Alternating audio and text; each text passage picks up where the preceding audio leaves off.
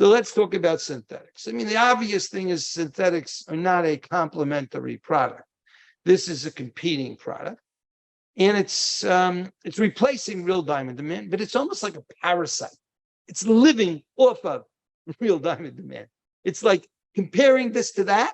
So I compare this, and I can give you a good deal. It's just like a real diamond. Not so good. I mean, because let's say if they called it something else instead of diamond, they called it, I don't know, PCZ or ABC, you wouldn't see this kind of story that we're experiencing with the engagement rates. In any case, they're replacing demand. They are competitors. They're out to eat our lunch. Real diamonds will win back most of the engagement market, as I said, as synthetic prices go down $10 to $100 a carat. Yes, I'm predicting a 5-carat, top quality synthetic diamond will be at around $500. Okay. Retail. Maybe retail to make a little more. It depends on the retail store. But study Swarovski if you want to understand where the synthetic diamonds are going, because they have a little bit better than the normal Swarovski crystals. Or you can look at Pandora is a different kind of a market, but you can look at Swarovski and you can say, hey, man, look at that. They got nice stuff and I can buy that for somebody. And so you can look there and see how is Swarovski dealing with this opportunity of very inexpensive stuff. And we'll see how that goes. Now, the interesting thing is that the luxury market, so you can look at the industry, say, okay, here's engagement rings, bridal, Over here is fashion, that's kind of small stuff. And then you got this thing, I'm going to call it, luxury, but it's not going to be, they call it fine jewelry. That's fine jewelry. Those tennis bracelets, those nice pendants sometimes. What's going to happen? Well, it depends. Depends what we do. If customers feel that it pays to pay more for something natural, and I'm talking about a lot more, because it's real. It's not just that the diamonds are real, but the prices are real. The prices have traction. The prices grab you. Okay. So if the person wants to give something to his girlfriend or boyfriend or whatever, they want to give them something that's cool, something that's meaningful, especially in the context of love and marriage and exclusivity of relationship. They want to give you, I remember when I got engaged, I wanted to give my wife the best I could. So that idea of giving good stuff, that's important. But in any case, real diamonds are going to lose the fashion jewelry market, and that's the low to medium price points. I believe that real diamonds are going to get messed up there. But with the luxury market or with the fine jewelry market, if De Beers does do a job with marketing and if jewelers do a job, it is possible people will want to buy fine jewelry that is with real diamonds. I think that market will be great. I don't know how mixed it'll be. I think we can capture it if we actually get off our butts and do things that we need to do to convince consumers that it pays to buy real stuff, even though it might be, who knows, 10, 20% more expensive. This is the story of an interesting thing that I did here. I asked my team to put it together. This is the actual total dollars, not per carat. So when you buy rough, you want to make it 2-carat diamond, man, you're like 99% cheaper on the synthetic stuff. It's ridiculous. Cutting costs are cheaper because you don't have to watch every bit of the valuable rough that you may be frittering away. Cert costs are down, even funnily, and other costs. So the total is you're 98% less. So we can give you a 2-carat, nice FBVS diamond, beautiful synthetic diamond, 80% less. Wow.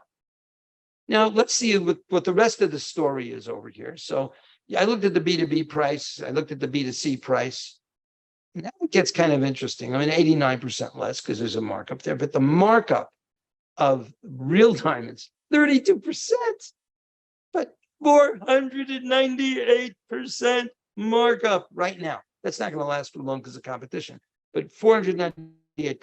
But look at the jeweler's profit. It's down 61%. Okay, I'll grant you that it's much harder to sell a $35,000 product than a $4,000 product. Okay. And you got the big jeweler's profit margin in there too of 345%. So I understand why everybody is running along over there and saying, hey, give me that synthetic diamond, man. I want to sell it. I want to make that nice margin. But over the long term, as the prices come down, so will these numbers. So you're going to start seeing these goods at like $500. You're not going to see $3,944 for 2-carat synthetic diamonds for very long, in my view. I think it's going to be more like, I don't know, $1,000 maybe, something like that. But look at the consumer savings, which is incredibly important there. The consumer looks at this and goes, "Yowee, I can save $31,000." So the question is how much they really want to spend. And let's look at this jeweler's perspective again. You've got your B2B price 97 below, B2C price 88% below. So it's $2,324 for a synthetic versus $19,000. And then this is an HVS2, by the way. And what you're looking at here is the profit is 52% less. So the problem is going to be that the profit margin is up 390. But with all these numbers, you want to get too into it. But the big idea here is one more number. Sorry about that. You see this over here. Okay, so cool. So we got a profit over here to the jeweler of $1,898. All right, he's making some money. Nice money, as a matter of fact. Look here, though, the consumer perspective. You're buying that 2-carat HVS2, baby. Look at that savings, $16,000 of savings. So you're looking at a very interesting world for the consumer looking at this stuff. But you got to understand that the jewelry industry, by trying to sell prices, convinced this guy, whoever does buy this, don't spend the money in jewelry. No. Let's go spend it on a vacation. Go spend it elsewhere. So this is a pretty dangerous game that synthetics is introduced here.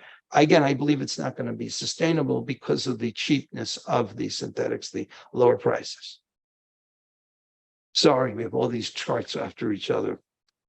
This is one more chart, but I'm going to kind of tie all this back in. So don't get lost with the numbers, everybody. Even my eyes are starting to glaze over here. But it's nice to see that Ritani is looking at a synthetic market of 122% and Blue Nile at 603%. As James Allen, I'm a little nervous about these numbers.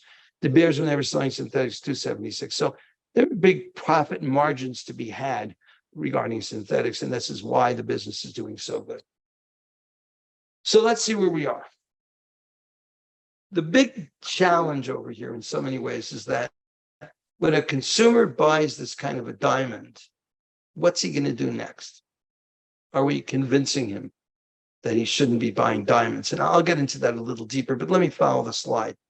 So the fine jewelry market has not yet been attacked. We don't find many synthetic diamonds under the carat. There are some, but not many. And when those synthetic diamonds under the carat come out for $30, $40 B2B, boomba, that's going to be a big bite out of the fine jewelry. Well, I should say the fine jewelry markets are going to get attacked. Fine jewelry can defend itself if we have good marketing. Like I said, I don't believe that we're going to be able to defend the fashion jewelry. The fashion jewelry market looks like it's pretty much gone, and it is big. So unless there's amazing good advertising from De Beers, and we'll see. So what do we got here? We got a Swarovski Pandora model of selling synthetic diamonds. Low value, high value. And that's good. It's a business. You get a nice 1-carat diamond for what? $100, $200. Yeah, looks great. Why not? You buy a nice CZ for something like $3.50 a carat, by the way. So the challenging in the market there is going to be the relationship between the CZs and the moissanite, the synthetic diamonds, which are going to come real close to them in price, and then way up over here, the higher value real diamonds. So if we're going to make a business and say, hey, let's sell this stuff with high volume, low value, I don't think that's a jeweler issue. It's not a jewelry item, but it's certainly a good Swarovski model. So I expect Swarovski to do well. I expect them to sell the stuff. I expect them. It's just such a beautiful game, But do you want to compete with them as a jeweler? I don't think so. Now, the independent jeweler model is more like high value, low volume. They court the customer, they play golf with them, they have that relationship with the community. So there's a lot of things going down on that end that you want to take a look. And again, this story of synthetics is going to bifurcate. It's going to be inexpensive synthetics that are going to take away business from the relatively inexpensive diamond industry, natural diamond industry as we know it. And then there's going to be another market which is brands, real diamonds, designers, custom jewelry, higher price stuff. And that market will survive. That market will do well. But we're going to be selling to people we're not price shoppers. Okay. So another way to analyze this is to understand the impact on the market is why do people buy synthetics? Right. And what are cheap, cheap, cheap, cheap, cheap, cheap. I love cheap. And by the way, they're not bad people if they say, hey, I want to put $50,000 into my wedding or my honeymoon instead of giving it for a diamond because now I can buy the synthetic diamond. And she agrees, assuming she knows about it. So promotion of synthetic price benefit to consumers will reduce jewelers' revenue. So if you're a jewelry store and you're selling a lot of synthetics, your revenue, your net profit, your margins, wonderful margins. But net revenue down. So if you're not Swarovski or someone, you're not going to make it. Teaching, now there's another real problem that synthetics brought up over here, is that they're teaching generations of millennials and Gen Z to spend less on engagement. I mean, that is a crime. What business does that? They teach people, they say, you want to do something, spend less money. Come here, spend less money. If you're selling, I don't know, all kinds of cheap bicycles or something, but you know what? And they're saying, why spend more money on engagement? It's not just spending money now on this versus that. It's the whole idea that marriage and engagement, it's becoming Tinder-like. You know, you get engaged. So what? I'm getting married. I don't know. I should get married. I shouldn't get married. Do I have to celebrate it? I believe there's going to be a backlash in the sense that we are going to see more and more millennials and even Gen Z when they grow up to be marrying and to be having commitments. I'm looking at all kinds of, I'm looking at TikTok, and it's amazing what's been going on there. A lot of amazing things, but it's going on with the women pointing out that they want guys, they want to get married, they want to be serious. And I look at this thing and I go, people are getting older every day. Millennials are getting older every day. And what that means is that if a woman wants to get married, wants to have children, she'll probably want to get married, which means it's a whole other kind of exclusive relationship environment that she's going into. And that talks to real diamond. So we've been seeing this almost, I would think, temporary social phenomenon of, I call it the Tinderites, but we've been seeing that, but that is going to change as people get more mature and they get older, as millennials particularly get older. And don't forget that the greatest transfer of wealth in the history of humanity is going to take place as baby boomers like me pass on, and we give this money to these millennials. Not that they deserve all the money we've accumulated, but that's what's going to be happening. So millennials are going to be rich. They're going to have a lot of money, and they're going to buy diamonds, real diamonds. So this idea that we've taught all these people not to buy them will come back to bite us and hurt us.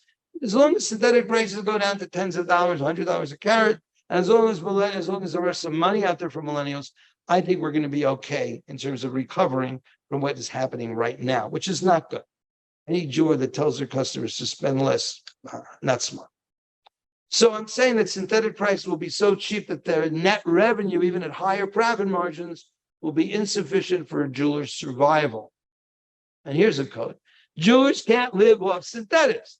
You can make a little money, you can have some fun. You can't live off. You can live off of real diamonds, and we'll see what happens. We'll see if people go back. We'll see how they play this game. But we know right now that we are now shifting out of synthetics for the engagement ring market, although I expect it's going to be very big this Christmas season.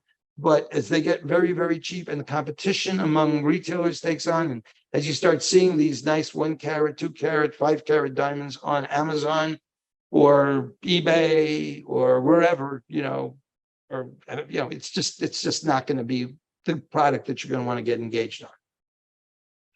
Now, there are other consumers that say, no, I'm not a cheap guy. I walked into a jeweler. I want to spend $5,000, which is roughly the average, I guess, middle class or better Americans, or higher revenue Americans spend. Still spend the $5,000. The jewelers are clicking their heels. This is wonderful. If I can get people to keep their $5,000 spend, and I can make triple, quadruple, I don't know how many times more the margin of a wonderful business. And I think that would be a good business, except for the fact that the prices keep falling. Well, if synthetic diamonds were kind of stably 10% less expensive than natural diamonds. Okay.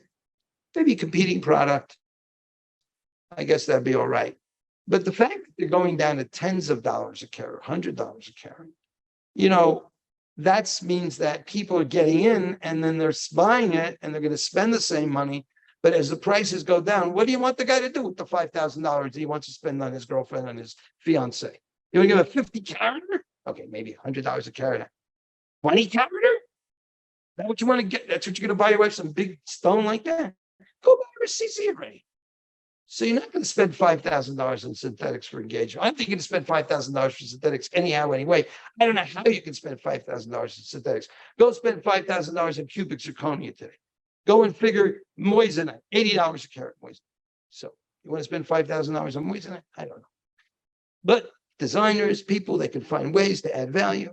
I don't know. I just don't find it to be a relevant product. So they will buy something else.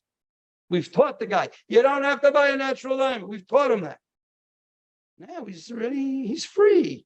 Before he came in with a mindset, I'm getting engaged. I buy myself a beautiful diamond, my girlfriend. I'm all set. Everything's good. Now, I don't know. Maybe I'll buy a diamond. Maybe I'll buy this. The synthetic took me here. Maybe that'll take me there. Rubies, emeralds, sapphires. I don't know. So how married are the wealthier consumers to the specificity of a diamond?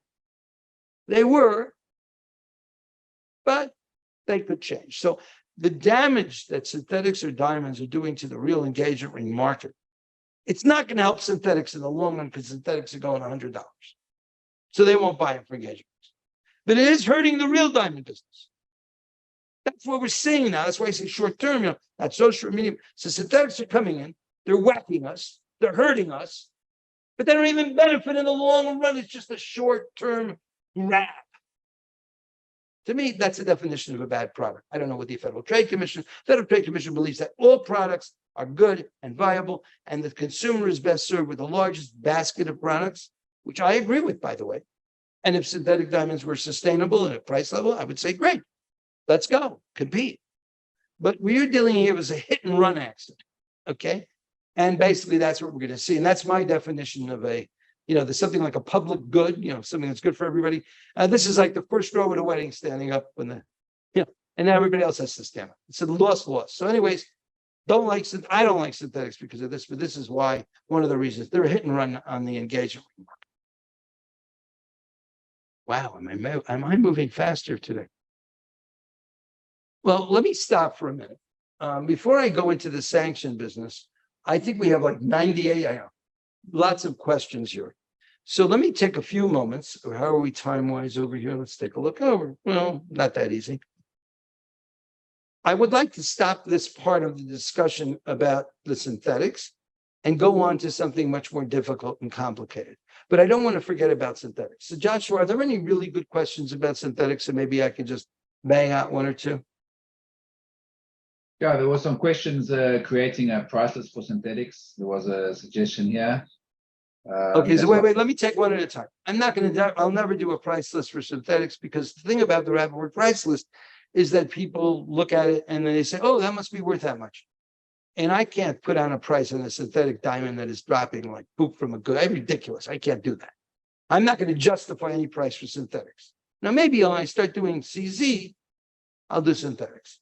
But we're never going to see a price list or a marketplace that we would create for what I consider to be a bad product. Lab-grown natural fine, De Beers can't see the lab-grown diamond. Look, De Beers is playing around. They're coming, they're going, they're looking, they're smelling. They got a new CEO. I don't know if they know what they're doing, but they'll bumble into it because if they've been selling, what did I say? 5 billion, 5794. Now they're going down to 4113. And if they don't do something, then CEO better look for a new job. Their revenue hit is going to hurt the people of Botswana. It's going to hurt them. And it's serious. So they're going to have to spend, in my view, at least 5% of, not 5% marketing to sell their brands, and they're going to go and they're going to make the De Beers brand, and they're going to make Forever Mark, do whatever they want with that. But that's not the money I'm talking. I'm talking about how much money are you making from the sale of generic diamonds? 5% of that at the least. you need to spend on marketing those things. Give me a new 3-stone ring program. Give me the same 3-stone ring program. Give me something, but real money. It's nice to spend $20 million. Yeah, $20 million. I don't even know if it's worth me paying attention to it. They need to spend, I would think, at $5 billion, at least 250, and I would think 500 million if they want to keep the business. They don't want to keep the business. Where are they adding value? Okay, that's the mine. It's good they know how to go dig holes in the ground, but the marketing genius of the Bears, what happened to that? So that needs to come back, or else people, and again, it's the fine jewelry market that will be the test. You can look at two things. You can look at how is the Bears sales doing? And I'm predicting a 4.1, maybe a $4 billion year if it gets worse. And we can test it. We can see how much are they selling? How much are they selling? And it's the revenue I'm looking at. So they may sell a lot, but at lower prices. They may sell less at a higher. I'm looking at their opportunity for revenue. So they're at a $4.1 billion year this year. Will it go down? Will we see lower revenue in 2024? It depends how they deal. In my view, it depends how they deal with the fine jewelry market. If they don't convince consumers to spend a lot more money on fine jewelry because they're getting a real diamond, they're in trouble. So we need to make sure we understand that. So they have to, it's not like, oh, they're going to do us a favor. And I don't want to hear all this nonsense where we're no longer the guardians of the industry. Hey, baby, you got $5 billion a year coming out of the ground. You want to see $2 billion come out of the ground? No problem. Just don't advertise. Don't market because you have competition, serious competition. Are there any other things you can take all cut separately? And no price. Okay. If there's anything you see, Joshua, that I should address, bring it up to me. I don't want to. Why not declare synthetic as not diamonds, that they're just not diamonds? Well, like I said before, the Federal Trade Commission is of the view that consumers are best served with the broadest basket of products. And I agree with them. As long as there's proper disclosure, is what I'm going to talk about. And I will talk about disclosure later. I maybe let's do it now. One of the major problems with synthetics is that people aren't telling the truth. They're telling half the truth. I mean, when you go and you testify in court, and I just the whole truth, they say. I want you to tell the truth, the whole truth, and nothing but the truth. It's not what's happening with all of these companies selling synthetics. They say it's exactly the same. Some of them even say it's real when you can't even use that phrase. But the Federal Trade Commission believes that it's good. I believe that with proper disclosure, it's good. Without proper disclosure, consumers are getting ripped off. That's what I see. So one of the things that we're going to talk about in our action plan is, in fact, a petition to the Federal Trade Commission related to disclosure requirements for synthetic diamonds. Again, I wanted to emphasize that, but did I go off track with you, Joshua? What were you saying there? The question was? No, that's fine. Yes. Sure. All right, good. We answered it. Okay, I'm going to move along now because I got some heavy stuff to talk about. So the synthetic thing is real. It's going to take a nice bite out of the belly of the diamond industry. De Beers is going to have to do advertising. Hey, look, they don't want to sell the diamonds. You don't want to sell the diamonds. Consumers are just going to buy synthetic. So if you want to push your product out there, you're going to have to market it. It's not just marketing also. Jewelers have to sell the stuff. A guy walks into your store and you say to the guy, oh, I could save you money. What kind of jewelry? What kind of businessman are you? It's ridiculous. So stop selling price. And I think they sell price because they don't understand diamonds. They don't have confidence in diamonds. Okay. Let me now go to this other thing. The synthetic problem is real. But it's there. You know what's going to, it is what it is, my friends. I'm not worried about high end. I'm not worried about luxury. I'm not worried about wealthy people. And there's a lot of wealthy people out there. I don't, maybe real diamonds aren't for everybody. You don't just because someone walks in your store. So I'm thinking that synthetics, okay, we can handle it. It's going to be a smaller market for us, but we'll focus and we'll sell nice people that have money, nice diamonds. Real diamonds for real people for real money.